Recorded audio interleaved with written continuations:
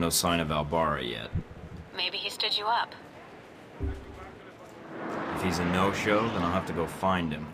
The message seemed genuine, Mike. Something must have happened. Sorry, that's... Switch off your transmitter. If you reach for your gun, one of my men will put a bullet in your skull. If you open fire in here, it's gonna be a lot worse for you, trust me. Don't make me repeat myself. Perhaps you thought you could enter Rome under the radar. You almost did. But you broadcast your location. Eventually. Guess I'll have to work on my timing. I can be more subtle, if need be. That's no longer necessary. You're right. It got you here, didn't it? And now we're having this conversation. I must be doing something right to have you come visit me in person. You aren't here in an official capacity. You are operating under Alpha Protocol. Interesting. Considering the program's secret, I would have expected you to say traitor, unless you have insider knowledge. If you think you're the first to be abandoned by your government, you would be wrong.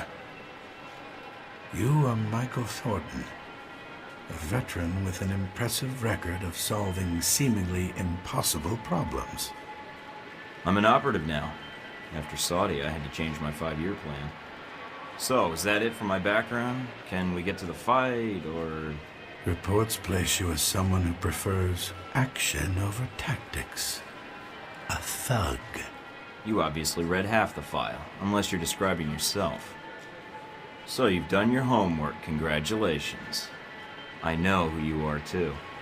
You're Leyland's right-hand man, his lackey, toady, henchman. Chief of Security, as of a year ago. Those gloves keep the dirt off? Yes. And the blood, when need be. Yes. You, on the other hand, have managed to enter Rome quietly. I didn't know you were here until an hour ago. You're skilled at keeping a low profile. No murders, no public announcement. Very impressive. What happened to Albara? Dead, of course. Once you'd ID'd him, well, his use to me was at an end. In less than a day's time, you have already managed to cause me considerable inconvenience. Now, tell me what you're doing here. Look, old man, you can talk big all you want, but at the end of the day, you're a corporate drone collecting a paycheck. You answer to a cardboard cutout half your age with the fashion sense of a screaming child. He spends thousands on his fucking hair. I may be on the run, but I'm a lot better off than you, some monkey in a suit who can't even talk and click his pen at the same time.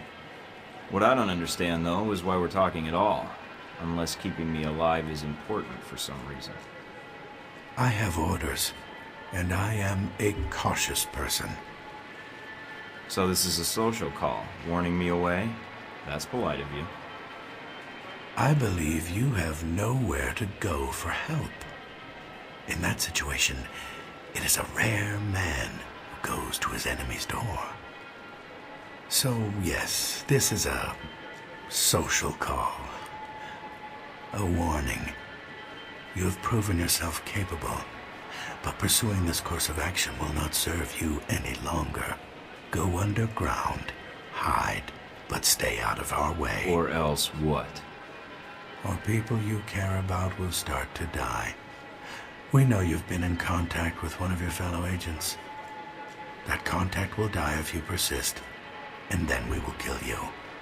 I'm alone. I'm not in contact with anyone. Certainly not the agency that cast me out. Your denial just adds to the evidence. So we're done here. I leave Rome, leave you to your plan, and that's it. Yes. What you do next is up to you, but there are only two immediate choices. Leave, you live. Stay, you die.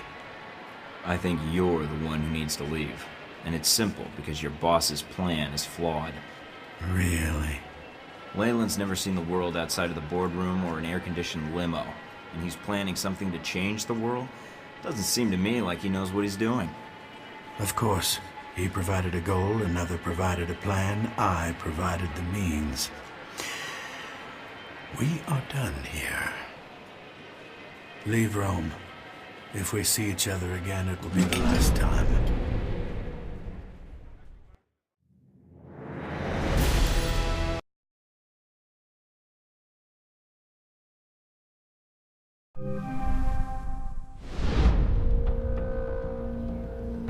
I confess, you slipped into Rome almost without us noticing. You were even more difficult to track after that. Between Halbeck and local authorities, the locals were the tough ones. No matter. Mr. Marburg found you. That must have been a surprise, meeting up for lunch like that. There wasn't much time to eat, actually. He was too busy talking, and I was too busy keeping my hands where he could see them. Huh. So a normal business lunch, then. I'd be curious to hear more, and your first impression of Mr. Marburg. What did you discuss? Oh, we laughed, we cried, we had a grand old time. That Marburg, he could do a killer impression of you. He described you as... what was it? Tense, easily angered. But Mr. Marburg was not always the best judge of character. Nor does he instill much loyalty in employees. Speaking of which... this woman entered the picture not long after your meeting with Marburg. She was in our office in Rome. Madison, I believe. Yes. I always wondered, did you ever regret getting her into this? It wasn't my choice. Oh, Mike. In the end, it was.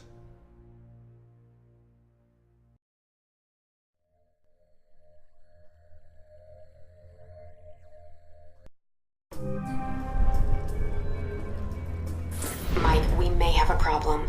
The VCI employee I mentioned before, Madison, I think she's going to act. What do you mean, now? She's calling the operator and asking for you by name. She can't be working for Marburg, unless this is a trap. Who is she calling? The city directory. And maybe the police next. If she does... Can you intercept the call? Redirect it? What? Why? Because if she's an agent, we'll know soon enough. Do it. Okay, let me patch her through. Operator? Miss St. James? Hello? Yes, is this the operator? Who were you trying to reach? Michael Thornton. How many times do I have to tell you people? This is an emergency. And your reason for calling? What? Who is this? I'm Michael Thornton. I want to know why you're looking for me. I have reason to believe your life is in danger. I know it sounds crazy, but You don't say. I don't want to discuss the details over the phone. This line may be tapped. She is a sharp one. But it's important I speak to you immediately. Is there someplace we can meet? I'll come meet you now. Where are you?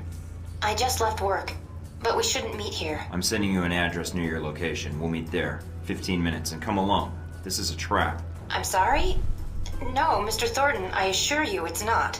We'll see. I'll be there soon. Don't be late.